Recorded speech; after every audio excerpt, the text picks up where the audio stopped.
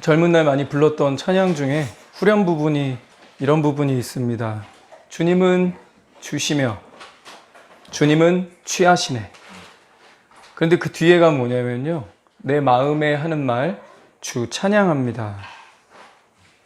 주님이 주실 때는 기분이 좋죠. 주님이 차를 주셨어요. 주님이 오랫동안 기다리던 나의 낭군을 주셨어요. 내가 오랫동안 갖고 싶었던 거를 선물로 받게 되었어요. 좋은 거죠. 근데 주님이 취해 가실 때, 내 허락도 없이 줬으면 이제 내 거 아니야? 내 거라고 생각하고 사는데 주님이 이걸 취해 가실 때, 그때는 좋은 마음이 안 들죠. 우리가 고백할 때는 그래도 이렇게 고백하잖아요. 내 모든 것 다 주님 것입니다. 이 세상 온 우주 만물 하나님이 그저 말씀으로 창조하셨고 온 우주 만물의 소유권은 하나님께 있습니다. 우리가 말로는 그렇게 하는데, 근데 주님이 다시 취해 가실 때 우리의 반응은 보통 어떻습니까? 왜? 살짝 억울해지고 짜증이 나고 이럴 거면 주질 말든지 뭐 이런 생각도 올라오지 않습니까? 근데 이 가사는 그럴 때 내 마음에 하는 말, 주 찬양합니다. 정말 이 순간에 찬양이 나올까? 찬양할 수 있겠어요? 우리 삶에 불쑥 찾아오는 반갑지 않은 손님, 시련이죠. 크고 작은 여러 가지 시련에 대해서 하나님의 사람들, 그리스도인들은 어떻게 대응해야 할까요? 성경은 어렵지 않게 얘기했습니다. 심플하게 우리에게 한마디로 정리해 주고 있습니다. 오늘 이 대답을 성경에서 찾아 확인하겠습니다. 잠깐 기도할까요? 살아계신 하나님, 오늘도 당신의 이 말씀, 그저 기록된 히스토리, 옛날 이야기가 아니라 오늘도 여전히 앞으로도 계속 살아 운동력 있게 역사할 이 하나님의 말씀을 우리가 받습니다. 우리가 가슴으로 받게 해주시고 우리 삶에 적용하고 순종의 열매 맺도록 인도해 주십시오. 예수님 이름으로 기도합니다. 아멘. 우리가 붙들면서 무엇보다 귀하게 여기고 있는 이 성경, 그런데 이 성경 앞에 자기 이름을 남긴 사람들이 있습니다. 영예롭지요. 예를 들어서 존 위클리프 성경, 1300년대 사람인데 라틴어로 되어 있던, 그래서 사제들 빼고는 아무도 읽을 수 없었던 이 성경을 최초로 영어로 번역을 했습니다. 윌리엄 틴데일 성경, 1494년에 태어나서 한 40년 정도 살다가 화형을 당했는데 그 죄명이 성경을 영어로 번역한 죄입니다. 이 사람은 헬라어로 되어 있던 성경을 영어로 번역을 했고요. 킹제임스 성경의 70% 이상이 이 사람 윌리엄 틴데일이 번역한 영어 성경에 근거합니다. 루터 성경, 종교 개혁으로 잘 알려진 루터는 자기 모국어인 독일어로 성경을 번역했습니다. 그래서 독일 사람들 3분의 1이 성경을 읽게 됐습니다. 루터 덕분에.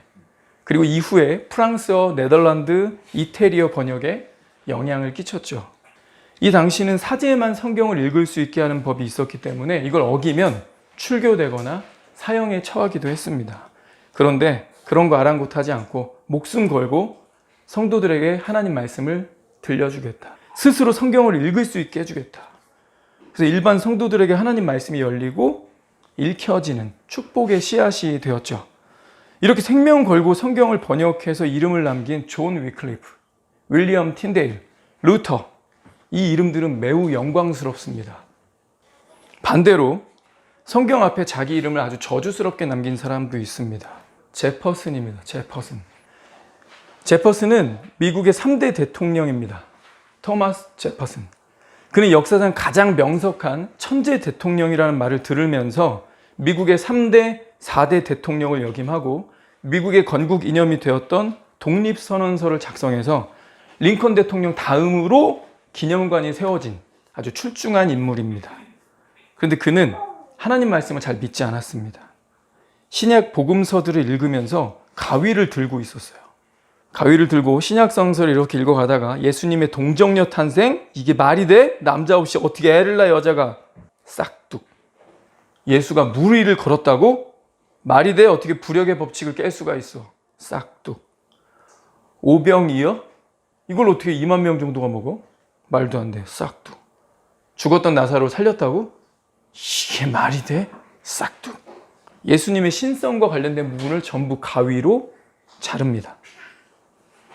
죽음의 권세를 이기시고 부활하심, 그리고 하늘로 승천하심 다 잘라버리고 제퍼슨이 남긴 성경에는 예수의 죽음으로 성경이 끝납니다. 죽음은 상식인데 부활, 승천, 말도 안 돼. 다 잘라버린 거죠. 그리고 그 나머지 부분만을 가지고 성경을 만들어서 출판했는데 이것을 제퍼슨의 성경, 제퍼슨 성경이라고 합니다. 실존해요. 대통령 이름 걸었으면 천재 소리 좀 듣는 사람이 좀 잘라내고 편집했으면 그 읽어도 되나요? 잠언 30장 5절 6절 하나님의 말씀은 다 순전하며 하나님은 그를 의지하는 자의 방패시니라. 너는 그의 말씀에 더하지 말라. 그가 너를 책망하시겠고 너는 거짓말하는 자가 될까 두려우니라. 더하지 마라. 너 거짓말쟁이가 될 수가 있다. 손대지 말라. 요한계시록 22장에는 내가 이 두루마리의 예언의 말씀을 듣는 모든 사람에게 증언하노니, 모든 사람에게, 만일 누구든지 이것들 외에 더하면 하나님이 이 두루마리에 기록된 재앙들을 그에게 더하실 것이요, 만일 누구든지 이 두루마리의 예언의 말씀에서 제하여 버리면 하나님이 이 두루마리에 기록된 생명나무와 및 거룩한 성에 참여함을 제하여 버리시리라. 하나님의 기록된 말씀에 손대지 마라. 있는 그대로 번역해라. 있는 그대로 모든 세대, 모든 나라, 모든 민족이 읽게 하라. 손대면 넌 책망받을 거고, 넌 거짓말쟁이가 되는 거고, 재앙이 따르고 심판받고 거룩한 성에서 제하여진다. 굉장히 엄중한 말씀이죠. 왜 그럴까요? 왜 인간이 하나님 말씀 손대면 안 되는 건가요? 이사야 55장 8, 9절입니다. 이는 내 생각이 너희의 생각과 다르며 내 길은 너희의 길과 다름이니라. 여호와의 말씀이니라. 이는 하늘이 땅보다 높음같이 내 길은 너희의 길보다 높으며 내 생각은 너희의 생각보다 높음이니라. 일단 이거 인정하세요. 하나님이 니네랑 나랑 생각 달라. 근데 뭐가 중요하냐면 니네 생각보다 내 생각이 나아. 우리 높고 낮고 이런 기분 되게 안 좋아하죠. 요즘 계급 이런 느낌 되게 싫어하잖아요. 너보다 너 내 밑이야. 내가 너보다 위야. 지금 주님이 강력하게 그렇게 선언하시는 건데, 손대지 마라. 하나님 말씀에 내가 쓴 거다. 손대지 마라. 니네가 손을 대봐야 그거 너 개인의 개똥 철학이야. 너 개인의 경험, 일개 인간의 이성과 지식일 뿐이다. 천지를 지으시고 역사를 운행해 가신 하나님은 졸지도 않고 주무시지도 않고, 너는 몇 년 살다가 그것도 사고 나거나 질병 걸리면 죽지. 하나님은 영원하시다. 지식도 유한하고 경험도 능력도 유한한 인간이, 수명도 유한한 인간이 어디 감히 하나님의 쓰신 책에 손을 대려느냐. 논리적으로 합리적으로도 맞죠. 유한한 인간이잖아요. 여행 어디까지 가보셨어요? 어느 나라 가보셨어요? 거기에서 수도나 잠깐 관광지만 찍고 오는 거 아니에요? 우리 수준이? 우리 살면서 얼마나 많이 가봅니까? 몇 개 언어 구사해요? 책 얼마나 읽었습니까? 저 교보문고 가면 10만 권 있답니다. 얼마나 우리가 할까요? 얼마나 공부해서 전공을 할까요? 근데 그런 유한한 인간이 영원하신 하나님이 쓰신 책에 손을 댄다. 논리적으로 맞지 않는 거예요. 그래서 하나님이 이렇게 당당하게 선언하시는 겁니다. 내 생각이 단수. 하나님의 생각이 너희들 여럿 모인 복수의 생각보다 낫다. 그리스도인이란 바로 이 말씀을 믿음으로 받아들이는 자죠. 자기 생각 버리고 말씀을 있는 그대로 받아들여서 순종하는 자들, 그 사람들이 바로 그리스도인들 아닙니까? 제퍼슨 성경은 기독교 신앙을 부정하는 책이 되어버렸습니다. 그리고 지금은 그것을 구입하는 사람이 없습니다. 절판됐어요. 제퍼슨처럼 대놓고 성경을 오려내고 찢고 이런 사람은 없는 것 같아요. 그러나 오늘날 많은 사람들은 자신들의 짧은 지식이나 제한된 경험을 가지고 하나님 말씀을 판단하고, 나아가 개인의 취향에 따라 하나님 말씀을 취사 선택하는 경향이 있는 것 같습니다. 토마스 제퍼슨만 그런 게 아니라는 거죠. 사실 우리도 그러고 있지 않습니까? 이 사람은 대놓고 찢은 거고, 대놓고 자른 거고, 대놓고 이건 인정 안 해, 이건 믿을 수 없어, 안 믿을 거야. 여러분들도 그렇죠? 우리 자릅시다. 여러분들 속 편하게 드릴게요. 이거 읽으세요. 정리 제거 깔끔하게 했습니다. 이것만 읽으시면 이건 상식적으로 그나마 좀 납득이 될 거예요. 그냥 경전이라고 생각하고 읽으세요. 마음 편하게 읽으세요. 고민하지 마세요. 의심하지 마세요. 의심할 게 없거든요. 제가 다 정리했어요. 이거 읽으세요. 딱 줍니다. 우리한테 불편하게 하는 말씀 싹 잘라낸 거죠. 그런데 교회 좀 다니셨다는 분들은 아이 토마스 제퍼슨 그 문제 있는 사람이지. 지가 대통령이라고 좀 똑똑하다고. 아니야. 하나님 말씀을 감히 손을 대면 어때? 성경에 이렇게 손대지 말라고 돼 있는데. 라고 하지만 사실 우리도 하나님 말씀 판단하고 취사 선택하고 있지 않습니까? 오히려 우리같이 은근하게 하는 사람이 더 정상 참작 안 되는지도 몰라요. 우린 그런 사람을 위선자라고 부르지 않습니까? 위선자가 더 싫죠. A라고 말해놓고 실제 A로 사는 사람들은 쟤 원래 그래.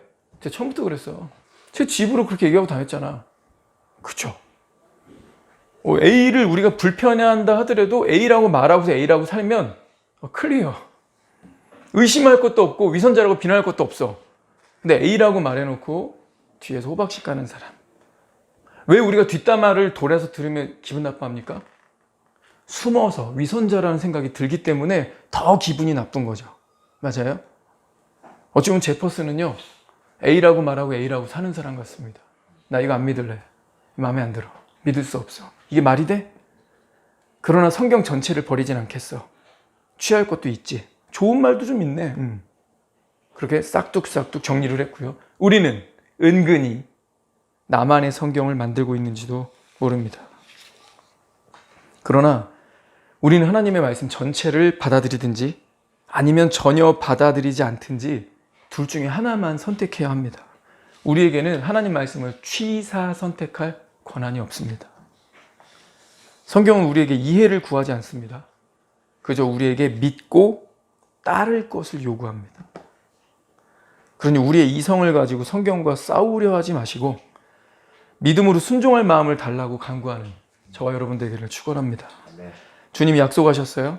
내가 믿으면 주님의 영광을 보게 되리라. 그럼 정리해 볼까요? 우리가 성경을 대할 때 세 가지 태도. 첫째, 인간은 누구도 성경에 더하거나 빼거나 손을 댈 수 없다. 둘째, 우리에겐 성경을 취사 선택할 권리가 없다. 이것도 문제예요. 자르는 것만 문제가 아니라 더하는 것만 문제가 아니라 우리가 선택하는 것이 문제라는 거예요. 다 믿든지 다 버리든지 다 믿음으로 받아서 그리스도인이 되든지 다 버리고 불신자가 되든지 일부만 취하겠습니다. 이건 불신자예요. 세 번째, 성경은 우리의 이해를 구하지 않는다. 그저 믿고 따를 것을 요구한다. 우리 모두 말씀 받을 때 주의합시다. 내가 취하고 싶은 거 취하고 기분 나쁜 것은 버리고 그러면 제퍼슨처럼 되는 거예요. 내가 보기엔 이건 좀 아닌 것 같아 이러면서 내가 내 생각에는 내 생각으로 가득 차서 누가복음을 읽으면요. 그 누가복음이 내가복음이 됩니다. 내가 쓰는 또 하나의 복음서가 되는 거예요. 초대교회 사람들의 이 삶의 귀감이 되는 모습을 보면서 부담스러워. 이건 힘들어. 요즘 누가 이렇게 살겠어. 적당히 하자. 내 마음대로 해석하고 성경을 밀어내면 사도행전이 거부행전이 됩니다. 계속 거부하면 사도행전의 스토리는 우리 이야기가 결코 되지 못하고 그들만의 리그가 되겠죠. 기억합시다. 나에게는 성경을 취사 선택할 권리가 없다. 더하거나 뺏어도 안 된다. 성경은 나의 감정과 나의 이해를 구하지 않는다. 믿고 순종할 것을 요구한다. 오늘 본문인 야고보서 1장도 우리 이런 태도로 이런 맥락에서 주의하면서 한번 읽어봅시다. 이거 잘라내고 싶거든요. 이게 싫은 거예요. 이거. 기적이 안 나왔어도 이건 불편한 일이에요. 요즘 시대에 우리같이 잘 사는 사람들이 뭔 기적을 바랍니까? 내가 일하면 일한 만큼 월급 나오고 내가 먹고 싶으면 먹고 사고 싶으면 사고 자고 싶으면 자고 내 마음대로 내 멋대로 하고 있는 이 시대에 기적이 꼭 필요합니까? 기적은 그냥 볼거리일 뿐이지. 그래서 이 시대에는 기적을 잘라내지 않아요.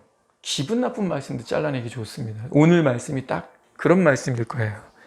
1장 2절 내 형제들아 너희가 여러 가지 시험을 당하거든 온전히 기쁘게 여기라. 만약에 내 머리로 성경을 기록한다면 뭐라고 쓸까? 지금 흩어진 사람들 핍박과 순교 때문에 이 믿음 지키기가 너무나 어려워서 믿음을 겨우 지키고 살아가는 사람들 정말 힘들죠. 여러 가지 시험 듭니다. 위로를 해줘야 되는데 그렇다면 이 문맥에서 나 같은 편지 쓸 때 그렇게 하겠다. 내 형제들아 시험을 만나거든 믿음으로 인내해라. 그냥 이 정도. 내가 타겟이 되지 않을 것 같잖아요. 그냥 믿음으로 인내해라. 너희가 시험을 만나거든 하늘 보상을 생각하며 참으라. 주님이 곧 오신다. 위로하신다. 보상하신다. 이 정도로 부드럽게 말하고 피해갈 것 같아요. 근데 그런 게 아니죠. 이 말씀 보세요. 분명히 우리가 여러 가지 시험을 당할 때 매뉴얼 좋습니다. 심플하죠. 매뉴얼 정확해요. 우리 몰랐다 하면 안 됩니다. 매뉴얼이 뭐예요? 한 차원 넘어섭니다. 기쁘게 여기라. pure joy. 순수하게 기뻐하라. all joy. 어떤 시험을 만나든지 시험이 크고 작은 여러 가지가 있잖아요. 근데 그 크고 작은 시험들 어떤 건 감당하기가 쪼까 어려운 그런 게 아니라 네. 막 이런 거 있잖아요. 뭐라 그러냐면 all joy. 모두 기쁘게 받으라. 말이 됩니까? 시험 하나 받는 것도 어려워하거늘 여러 가지 시험이라니요. 그렇습니다. 성경은 여러 가지 시험을 만난다고 했습니다. 야고보만 얘기한 게 아니에요. 다른 본문들도 한번 확인해 볼까요? 베드로전서 1장 6절. 그러므로 너희가 이제 여러 가지 시험으로 말미암아 잠깐 근심하게 되지 않을 수 없으나 오히려 크게 기뻐하는도다. 번역 재밌죠? 잠깐 근심하게 되지 않을 수 없으나 뭐 이렇게 말을 꼬아놨어. 그냥 쿨하게 그냥 되잖아요. 여러 가지 시험으로 말미암아 잠깐 근심하나 부정의 부정은 강한 긍정이죠. 베드로가 아는 거예요. 아, 니네 근심하지 않을 수가 없게 되었구나. 내가 생각해도 인간적으로 생각해 볼 때 내 공감이 된다. 니네가 당하고 있는 시험이 진짜 매우 어렵고 힘들겠다. 근심하지 않을 수가 없는 거야. 여러 가지 시험을 만난다. 베드로가 증언했죠. 시편 구약성경과도요. 우리에게 여러 가지 심한 고난을 보이신 주께서 뭐야 이거. 시편 66편 10절에도 하나님이여 주께서 우리를 시험하시되 우리를 단련하시기를 은을 단련함 같이 하셨으며 우리를 끌어다가 그물에 걸리게 하시며 어려운 짐을 우리 허리에 메어 두셨으며 사람들이 우리 머리를 타고 가게 하셨나이다. 사람들이 우리 머리를 타고 간다. 이게 뭔 말이죠? 내가 뭐 기마자세로 누구 어부바한 거예요? 내 목마 태워준 거예요? 내가 엎드려 있고 힘들어서 머리를 숙이거나 주저앉아 있는데 내 머리를 밟고 가. 와우. 사람들이, 한 사람이 그래도 그 사람 멱살 잡으려고 그러는데 사람들이 내 머리를 막 밟고 가. 한마디로요, 우리가 불과 물을 통과하였습니다. 우리의 인생이 그랬습니다. 구약이나 신약이나 한사코 말하고 있네요. 너희가 살면서 여러 가지 시험을 만난다. 이 말 자체도 기분이 안 좋아. 여러 가지 시험 만나는 거 우리가 알아요. 사실인 거. 살다 보니까 예상하지 못했던 거, 크고 작은 거, 갑자기 불쑥 이런 거 있다는 거 철학자가 얘기 안 해줘도 우리도 다 알아요. 근데 그걸 꼭 말을 해야 돼? 근데 그것도 여러 가지 시험이야? 근데 올 조이? 모두 기쁨으로 받으라고? 즐겁게 받으라고? 이 말이 돼? 싹둑 자르고 싶죠. 즐겁게 받으라고요? 그런데 이유를 말해줍니다. 이유가 3절 같이 읽습니다. 시작. 이는 너희 믿음의 시련이 인내를 만들어내는 줄 너희가 알미라. 영어 성경 보니까 because you know that. 왜냐하면 너 알지 그거. 이러고 시작하는 거죠. 야, 시련이 오는데 여러 가지가 오는데 기쁘게 여겨야 돼. 왜냐하면 너도 알잖아. 지금 이러고 가는 거죠. 너도 알지? 바로 이 시련들이 인내를 만들어내기 때문이다. 그걸 너도 알고 있지 않니? 시련이 없다면 달리 말하면 인내를 만들어낼 수 없다. 그렇다면 이 말씀에 손을 얹고 생각해 볼 때, 자, 기분 좋고 나쁜 거 생각하지 말고요. 이 말씀에 손을 얹고 생각해 볼 때 시련이 없는 게 축복입니까? 시련이 오는 게 축복입니까? 됐고 시련 없었으면 좋겠습니다. 우리의 이 감성과 우리의 어떤 성향 말고 하나님 뭐라고 하시냐고요. 영원하신 하나님, 완전하신 하나님 말씀에 따르면 시련이 있는 게 축복입니다. 아멘 하셔야 돼요. 여기 그렇게 써 있잖아요. 4절에 인내를 온전히 이루라. 이는 너희로 온전하고 구비하여 조금도 부족함이 없게 하려 함이라. 인내를 영어 성경에도 퍼펙트하게 이루라. 와우. 인내를 통해 퍼펙트하게 준비된다. 그것이 부족함 없는 삶을 살게 한다. 그리고 이것이 하나님의 뜻이다. 자, 하나님의 뜻은 확실해졌습니다. 하나님의 사람들이, 그리스도인들이 인내를 이루는 것, 이게 하나님의 뜻입니다. 어떤 사람이 야 하나님 뜻이 도대체 뭐야? 야 하나님 뜻이 뭐냐? 이렇게 물어보면 인내하는 거. 그냥 이렇게 말하면 돼요. 이렇게 써 있잖아요. 하나님의 뜻은 우리가 인내를 온전히 이루는 것입니다. 그로써 뭐 하고 싶으시대요? 온전하고 준비돼서 부족함 없는 삶을 살게 되는 것. 누가? 하나님이요? 하나님은 부족함 없으세요. 누가요? 내가. 우리가 인내를 이루면 온전하고 준비되어 부족함 없는 삶을 살게 된답니다. 이거 믿음이 되세요? 이거 이해 안 될 수 있어요. 그냥 믿으라는 거예요. 그래서 우리의 이해를 요구하지 않습니다. 네 기분에는, 네가 알기로는, 너의 그 조금의 경험으로는 인내할 만한 상황, 믿음의 시련이 하나라도 오는 게 짜증나고 막 원망 나오고 막 기분 다운되고 몰라 막 이럴 수도 있지만, 하나님의 뜻은, 그리고 진리는 뭐냐면 이 믿음의 시련이 있는 게 축복이다. 그리고 이 시련을 인내로 너희가 온전히 이루라. 그러면 하나님의 결론은 우리랑 다른 거예요. 우리가 부족함 없는 삶을 살게 된대요. 인내가 부족함 없는 삶이라니요. 인내할 일이 없는 게 부족함 없는 거 아닐까? 우리의 기분은, 우리의 상식은 이렇게 말하고 싶지 않아요. 하나님은 인내할 일이 많은 거, 여러 가지 시험, 인내할 일이 많은 게 부족함 없는 삶을 살게 할 수 있는 기회다. 기회라고 했지 이퀄은 아니에요.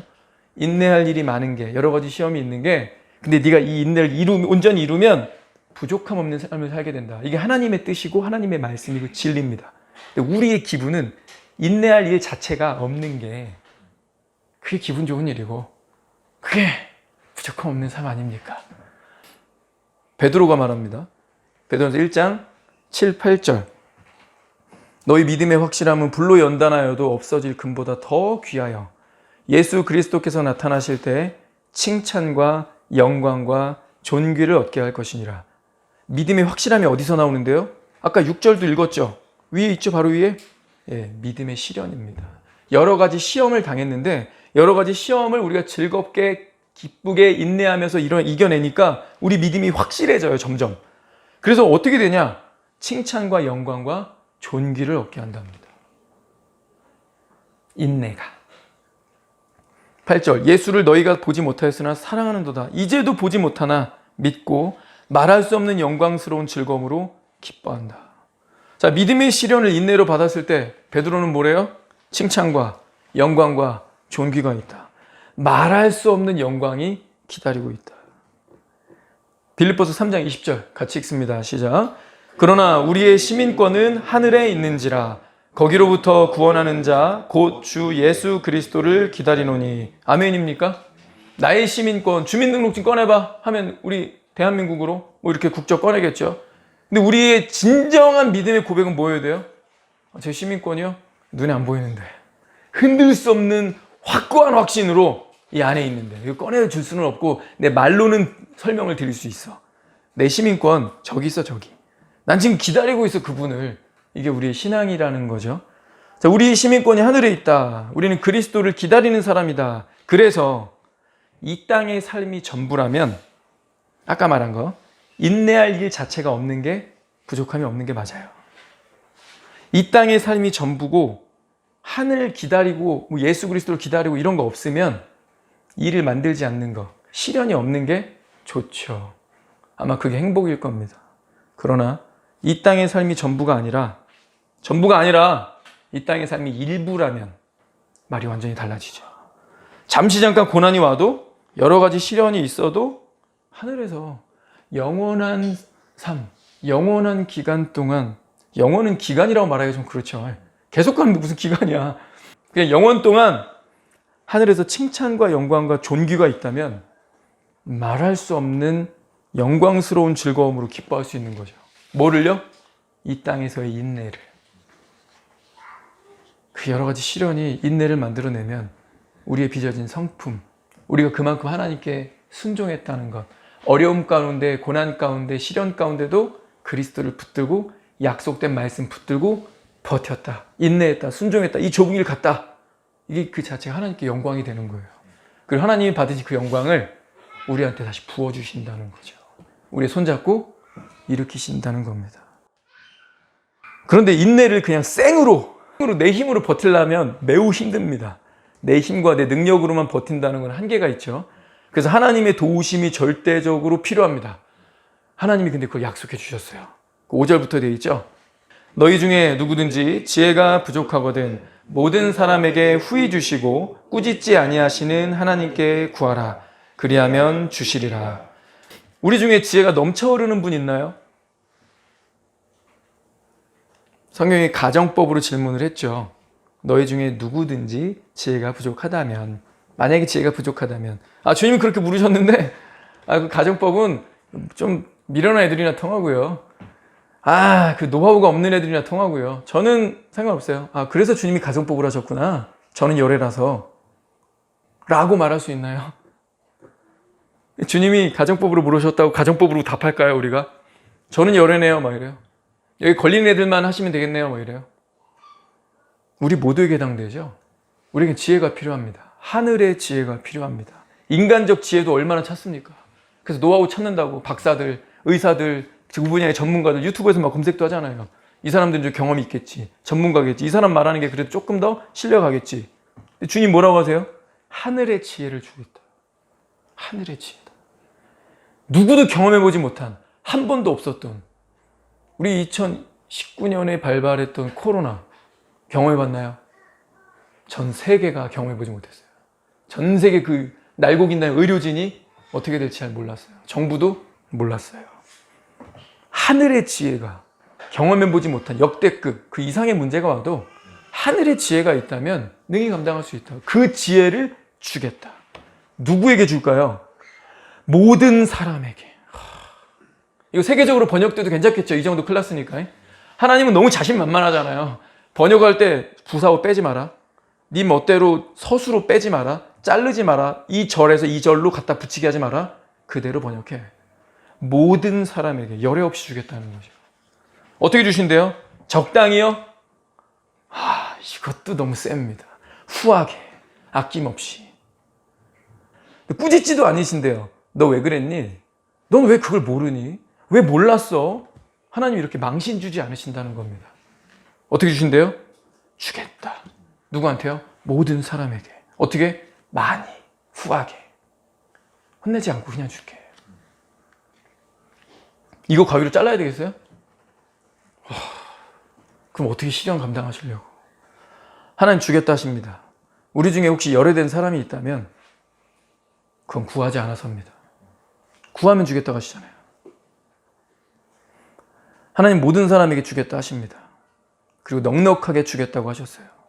혹시 우리가 부족함을 느끼고 있다면 그건 역시 자기 머리에서 나온 거지 하나님의 지혜는 아닙니다. 하나님이 주시는 지혜는 후한 지혜라서 부족함이 없거든요. 6절, 7절, 8절 보면요. 오직 믿음으로 구하고 조금도 의심하지 말라. 의심하는 자는 마치 바람에 밀려 유동하는 바닷물결 같으니 이런 사람은 무엇이든지 주께 얻기를 생각하지 말라. 두 마음을 품어 모든 일에 정함이 없는 자로다. 5절만 있어도 되지 않아요? 6, 7, 8절 왜 붙였을까요? 이 논지는 6, 7, 8절은요. 곱게 발언하면 안 돼요. 뉘앙스가 강력하죠. 왜 오직이라고 했어요? 오직 믿음으로 구하라고. 의심 좀 하지 말고. 의심하는 사람은 바닷물결 같은 거야. 두 마음을 품은 거야. 위선자라는 얘기죠. 주님께 뭐가 됐든 아무것도 기도하지 마. 두 마음을 품고 있어. 이런 논조거든요. 6, 7, 8절이 굉장히 강력한 거예요. 이거 왜 쓰셨을까요? 어찌 보면 이거 동어 반복 같은데. 두 마음을 품어 모든 일에 정함이 없다. 주께 얻기를 생각하지 말라. 조금도 의심하지 말라. 바닷물결 같다.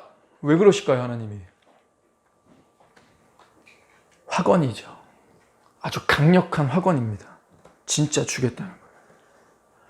인생 중에 여러 가지 시험을 만난다. 그때 불평하고 의심하고 믿음을 저버리지 말고 인내를 온전히 이루라. 이것이 내가 너에게 주는 매뉴얼이다. 그 시련 중에 지혜가 필요하지. 하나님 이거 너무 힘들어요. 기간이 좀 소요될 것 같아요. 제가 뭘 선택해야 될까요? 뭔가 하나를 택일 해야 되는데 제가 어떤 태도를 취해야 될까요? 어떻게 해야 내 마음도 위로를 받고 내가 행동도 바르게 취할 수 있을까요? 하나님 제게 지혜를 주세요. 분별력을 주세요. 그거 필요하지. 내가 주마. 내게로 오라. 그러니까 이걸 요약을 해보면 이 그림이 이런 거죠. 우리 삶에서 어떤 시련들이 와요. 크고 작은 시련들이 막 옵니다. 와우. 어떻게 해요? 막 이런 문제들이 막 터져요. 근데 그때 하나님이 이거 인내를 이루는 게 하나님 뜻이다. 너 인내해야 된다. 버텨라. 믿음을 지켜라. 입으로 범죄하지 마라. 막 원망하고 불평하고 짜증내고 왜 나한테만 그래? 힘들지? 그거 나도 안다. Come. 그러니까 나한테 와. 나와 동행하면서 내가 널 업고 갈게. 내가 선택하는 대로 따라와. 내가 결정하는 대로 따라와. 좁은 길 가시밭길 내가 업고 갈게. 그러니까 뭘 요구하시는 거예요? 하나님이 동행하자는 거예요. 같이 가자는 거죠. 너희 인생 중에 여러 가지 시험이 온다. 너무 큰 것도 있어. 감당 못할 것들도 있어. 근데 인내를 해야 돼. 칭찬과 영광과 존귀가 있거든. 근데 그거 혼자 안 된다. 같이 가자. 내가 하늘의 지혜를 주마. 그러니 가야죠. 주님 말고 어떤 답이 있습니까? 예전에 제가 다녔던 교회 예를 다시 한번 들어야 되겠습니다. 저보다 한 살 많은 79년생이 16명이 있었어요. 근데 그 중에 어떤 사람은 결혼을 빨리 하고 어떤 사람은 결혼을 정말 늦게 했습니다. 어떤 한 명은 39까지 결혼을 못했어요. 근데 어떤 한 명은 28에 결혼을 했습니다. 그러면 39이 볼 때 28은 11년 차인데 동갑이에요. 그것도 같은 교회입니다. 마음에 시험이 들까요? 안 들까요? 시험이 들 수 있죠. 왜냐하면 그 28, 29 이렇게 결혼했는데 다들 애기 막 둘, 셋 막 낳고 근데 자기는 아직도 결혼이 안 됐어요. 시험이 들 수 있죠. 자, 어떤 사람은 결혼 자체가 그 사람에게 문제였어요. 자, 그런데요. 제일 먼저 결혼한 28에 결혼한 그분이 지금까지 아이가 없어요. 여러 가지 시도를 해봤습니다. 병원 되게 자주 갔어요.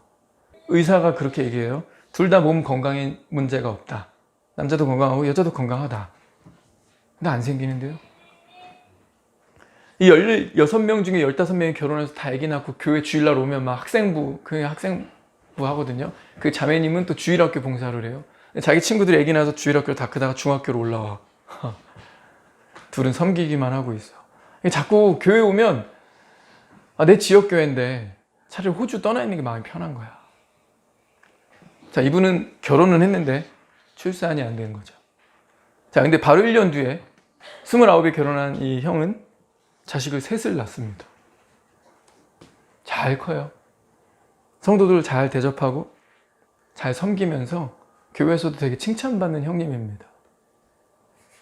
그런데 아내가 몸이 이게 복부 아래가 너무 아파서 정기검진을 갔는데 암으로 판정이 난 거죠. 근데 너무 늦게 왔대. 3개월 정도 살 수 있을 것 같아. 이게 뭔 소리야. 배가 아파가지고 병원 갔는데 3개월 남았대. 진짜 청천벽력 같죠?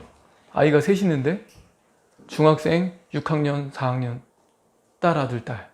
형님 어떻게 혼자 키울까요? 아이를 가슴에 묻는 분도 있죠. 열심히 직장생활하고 열심히 살았는데 아이가 예상 못한 불치병으로 한 5, 6년을 병치레 하다가 결국 먼저 가는. 자, 우리 살다 보니까 우리 주변에서 일어나는 일들이 어떤 사람은 결혼 문제에 걸려 있는데 어떤 사람은 이 문제는 통과한 것 같아요. 근데 출산에 걸려요. 출산을 또 통과해서 아이를 셋이나 낳았어요. 근데 아이가 먼저 죽거나 부모가 먼저 죽거나. 우리 주변에서 일어나는 관혼상제들을 보시죠. 우리 눈으로 보고 있습니다. 맞구나. 이 말씀 맞구나. 우리 살다 보면 여러 가지 시험을 당하게 되는구나. 어떤 거는 감당할 수 없는 거구나. 남의 일이라고만 생각하면서 보아왔는데 같이 아파하는 거 너무 힘들죠. 근데 만약 그 일이 내일이 되면 어떻게 할래요? 내일이 되면 어떻게 할 거예요? 왜냐하면 너희 중에라고 할 때 너희 중에 저와 여러분 열애되는 사람이 있어요? 없어요. 우리들 누구든지 이 일을 당할 수 있습니다. 그래서 주님이 사전에 미리 우리에게 대응 매뉴얼을 주신 거예요. 여러분 모르고 당하면 더 힘들죠. 그죠? 지피지기면 백전불태라. 적으라고 나를 알면 100번을 싸우지만 위태롭진 않대요. 왜 위태롭지 않냐면 내가 질 걸 알았거든. 내가 이길 줄 알았거든. 알고 가는 거예요.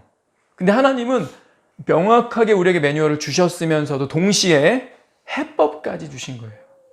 너희가 이런 일을 당하면 마음이 무너질 거야.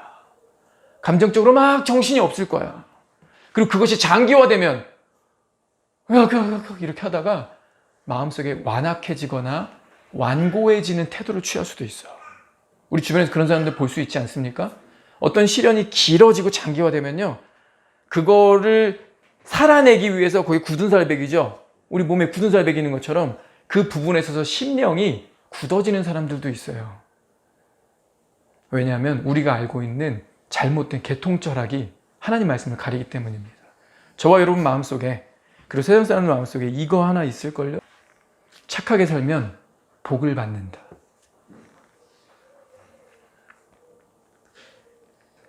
교회를 다니든 안 다니든 이 생각 어느 정도 우리 뇌리 속에 있다니까요. 착하게 살면 복을 받아야 돼. 예를 들어서 교회 다니는 사람도 내가 이번 주에 딱히 나쁜 짓 안 하고 11조도 했는데 추가적으로 헌금도 더 했고, 이번 주에 큐티도 조금 했고, 그 다음에 이번 주에 기도도 조금 했고, 최근에 교회적으로 하고 있는 새벽 기도도 좀 갔고, 집에서 와이프한테 화내지도 않았고. 자, 이런 거 모아찍기 한 다음에 결론 뭘로 나와야 돼요? 인간적인 우리 사고방식 잘 돼야 돼. 하나님, 내가 좀 했잖아요. 근데 접촉사고 났는데 대박 사고가 났어. 나도 다쳤고 상대도 다쳤는데, 아니 내가 100이야. 하필 실수. 인정한 실수인데 왜 실수가, 이런 실수가. 내 일은 어떻게 하고, 애는 어떻게 하고, 차는 어떻게 하고. 하나님, 이거 어떻게 꼭 이랬어야 됐어요? 이러시겠다는 거죠? 알았어요. 저도 적당히. 알겠네, 진짜. 하나님 어떤 식인 줄 아는지 알겠네. 하나님이랑 저랑 이 정도로 해요, 그냥. 관계 이 정도로 합시다. 이런 은근한 마음이 우리 안에 자랍니다. 히브리서에서 지적한 쓴뿌리가 이런 개념이죠. 내가 이렇게 잘하면 하나님도 잘해 주셔야지. 교회 다니는 사람이 세상 사람이랑 똑같다니까요. 세상 사람도 뭐라 그래요? 착하게 살면 복 받는다. 그래서 복음 전할 때 이러잖아요. 아니, 우리 할머니는 남 해코지 안 하고 정말 이웃들 잘 도와주고 부지런하시고 거짓말도 안 하시고 우리한테 되게 잘하셨어. 근데 우리 할머니 지옥 간다고요? 하나님 말씀에 따르면 로마서 3장에 모든 사람이 죄를 범하였으며 하나님의 영광에 이르지 못한. 그거 됐고 알겠는데, 교회가 왜 이래? 진짜 개쓰레 같은 애들도 회개하면 천국 가는데 우리 할머니가 지옥 간다고요? 그걸 나보고 믿으라고? 나 교회 안 다녀. 차라리 절에 가서 절이나 하겠다. 세상 사람도 이러잖아요. 내가 이렇게 하면 하늘이 도와줘야 돼. 복을 줘야 돼. 교회 다니는 사람도 그런다, 안 그런다? 그렇다니까요. 그렇기 때문에 우리 안에 쓴뿌리가 있는 겁니다. 그래, 내가 어릴 때부터 교회 다니면서 교회 밖으로 그래도 떠난 적 없고, 내가 일요일은 그래도 내가 딴짓 안 하고 내가 교회 다녔고, 헌금도 몇 년 전부터 꾸준히 하고 있고. 나 왜 이래? 그럼 이걸 이 분노를 삭겨야 돼. 이거 계속 분노 그대로 뒀다가 내가 괴롭거든. 이걸 삭기기 위해서 어떻게 해요? 굳은 살이 베깁니다. 하나님 말씀으로 이거 걷어내시고 치유하지 않으면 답이 없어요. 근데 하나님 말씀이 얘기해주고 있잖아요. 누구든지 그걸 이겨낼 수 있는, 인내할 수 있는 지혜가 필요하다면 내가 줄게. Come, 나에게 와라. 나에게 답이 있다. 저와 여러분 어디로 가야 됩니까? 그리스도. 저와 여러분 뭘 붙들어야 됩니까? 살아있는 말씀. 오늘 말씀 되게 불편하다 그랬죠? 기적이 아닌데 우리한테는 지금 기적이 필요하지 않기 때문에. 우린 너무 잘 살아서 우리에게 필요한 건 진리입니다. 시련과 어려움 가운데 우리가 붙들어야 될 것, 진리죠. 하나님 우리에게 이 진리를 붙들고자 하는 믿음을 주십시오. 인정합니다. 제퍼슨처럼 똑같았습니다. 저도 말씀 취사 선택하고 어떤 거 외우지도 않고 어떤 거 대충 흘겨듣고 교회를 오래 다녀도 뭔 일 딱 생기면 하는지 보면 교회 안 다니는 사람이 별반 차이가 나지 않았던 것을 인정합니다. 왜요? 제가 붙들지 않았거든요. 자르지도 않았지만 붙들지도 않았거든요. 제퍼슨이랑 우리가 뭐가 다릅니까? 주님, 오늘 내가 이거 회개하고 인정합니다. 하나님, 내가 변화되게 해주십시오. 내가 이 시련과 여러 가지 어려움들을 이겨낼 수 있게 해주십시오. 기도하겠습니다.